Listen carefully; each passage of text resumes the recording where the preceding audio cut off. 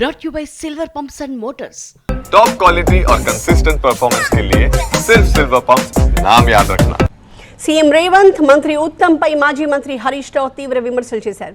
చంద్రబాబు ఏపీకి నీళ్లు తీసుకుపోతున్నా రేవంత్ ఉత్తమ్ మాట్లాడట్లేదు అన్నారు. కుటుంబ సమేతంగా ఉత్తమ్ విజయవాడకి వెళ్లి చేపల కూర తినొచ్చారు అన్నారు. రేవంత్ ఏమో ప్రజాభవన్లోనే చంద్రబాబుకి పాదపూజ చేశారు అంటూ ఆరోపించారు. కృష్ణానది నీళ్లను గురుదక్షిణగా రేవంత్ చెల్లిస్తున్నారు అంటూ విమర్శించారు హరీష్ రావు.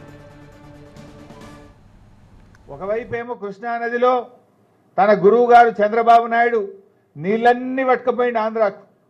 ఆడ కూడా కిక్కుమనలే.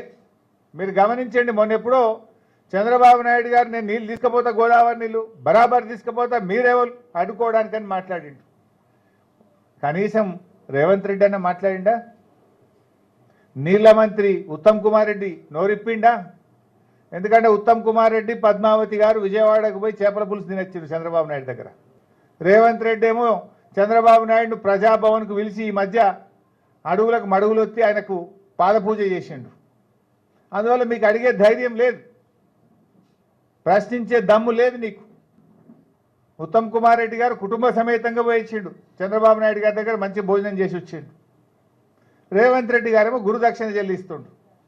దాంతో కృష్ణానది నీళ్లు మొత్తం కూడా ఆంధ్రాకు పోయినాయి. ఈరోజు నల్లగొండ జిల్లాలో పంటలు ఎండిపోతున్నాయి. నీళ్ల మంత్రి జిల్లాలోనే ఈరోజు పంటలు ఎండిపోతున్నాయి.